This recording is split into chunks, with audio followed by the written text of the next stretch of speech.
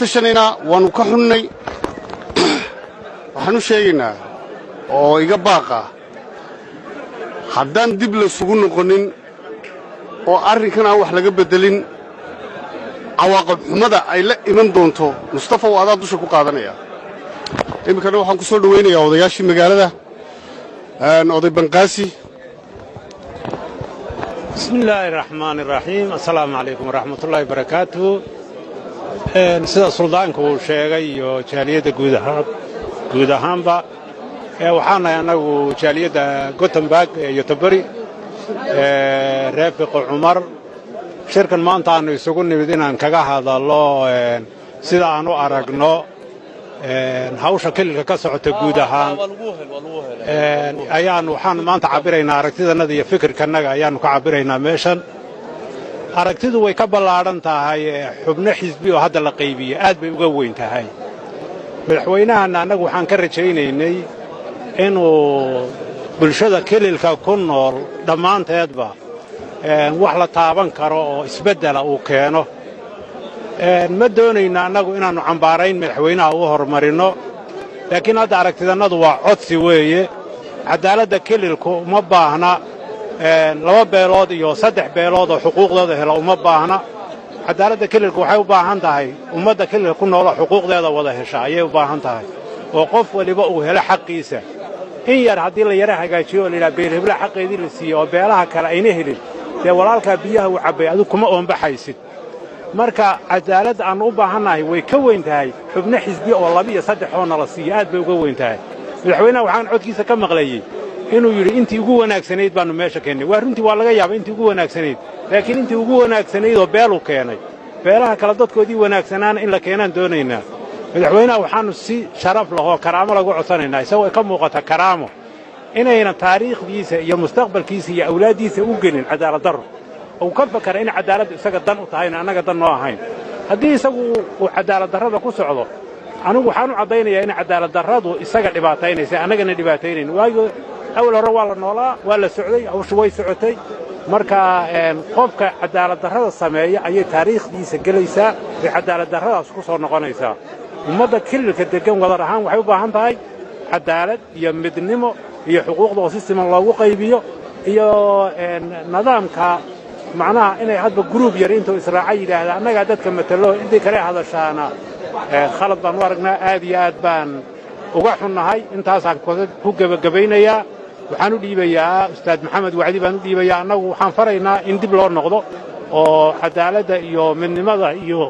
wanaagga ummadda sidii looga talin lahaa laga fakaro oo waxyaalayaga dulxaadiska ee masraxiyadda ee carruurtu garanaysa ee wixii waanu hagaajinay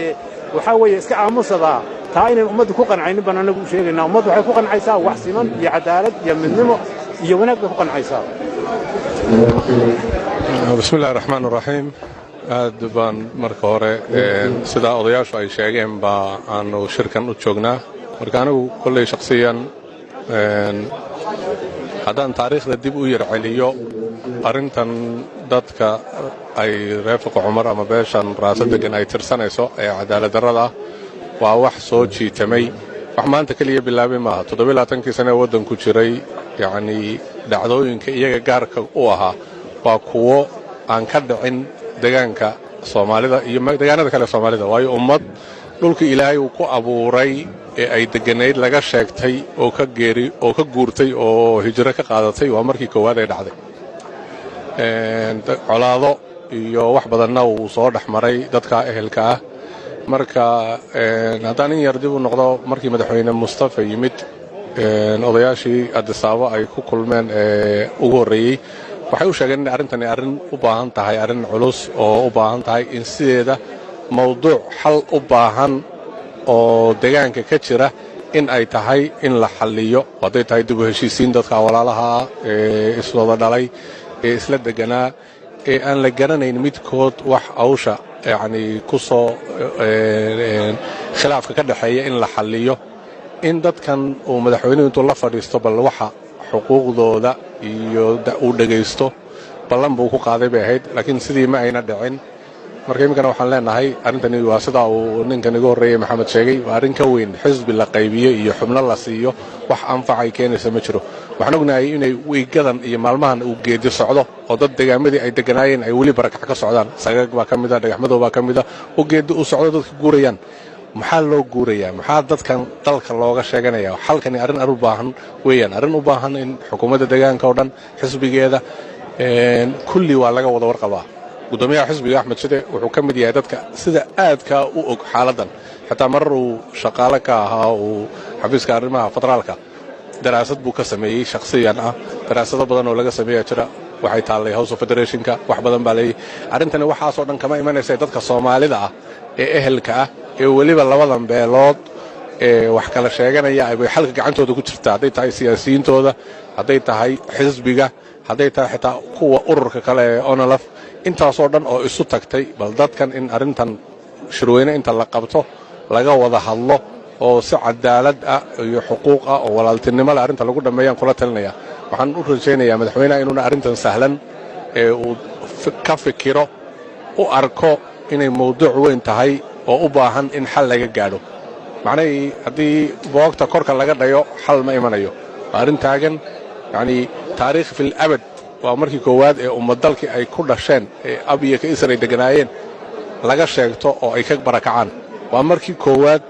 ee dagaal qabiil maalin buu dhacaa oo lagu kala tagaayo 10 sano dagaal colaadeed oo dad walaalihii socday oo dawlad urur mucaarad ah shacab cid waliba ay ku lug lahayd oo wax la og yahay oo wax yacni caam ah waxaasoo dhan in la xalliyo oo dhibaatooyinka waaweyn ee deegaanka ka jiray sidii tii onolaf looga gaadhay nabadda ee loo xalliyey iyo tanina la mid tahay in arrin weyn uu arko uu u soo fadhiisto uu wakhti siiyaan ka codsanaynaa hadduuna saa yeelin waa waxba meesheedin bay ka sii soconaysaa yani hawr meesheedii ka sii soconaysaa marka waxayna ila tahay inaan aqoontaan u leeyahay madaxweynaha iyo inuu nin fiican oo qalbi fiican yahay arrintan marka waxaan u rajaynayaa inuu u fikiro aniga marar badan inaan dee waan ka soo maqannahay waddankii laakiin talooyinkaan ku siinayna waxaa ka mid ah arrintan inaad si weyn u eegto dib ugu fadhiisato xataa maalmihii dhoweyd markaad kormeerka ku maraysay gobollada nagob yacni waxaa fiicnayd inaad iyagana kor istaagto ood u tagto oad dhegaysato balbaahidooda waxay qabaan aad dhegaysato waxaan ognahay xitaa mashaariicdii ka horreeyey ee ninkii dhibaatada badan dadka ku samaynayay uu xitaa uu waxbaan ka bilaabi yidhi meeshii inay ku baaba'een oo biyogelintii baa ka mid a korontadii baa ka mid a waxba kama jiraan marka waxaan kuu rajaynaynaa khayr waxaan kuu rajaynaynaa inaad eegto waana mas-uuliyad ku saaran diiniyan caqliyan soomaalinimo muwaadinnimo mas-uuliyad mid intaba way kaa saaran tahay waanad mahadsantihiin wasalaamu calaykum waraxmatullahi wabarakatu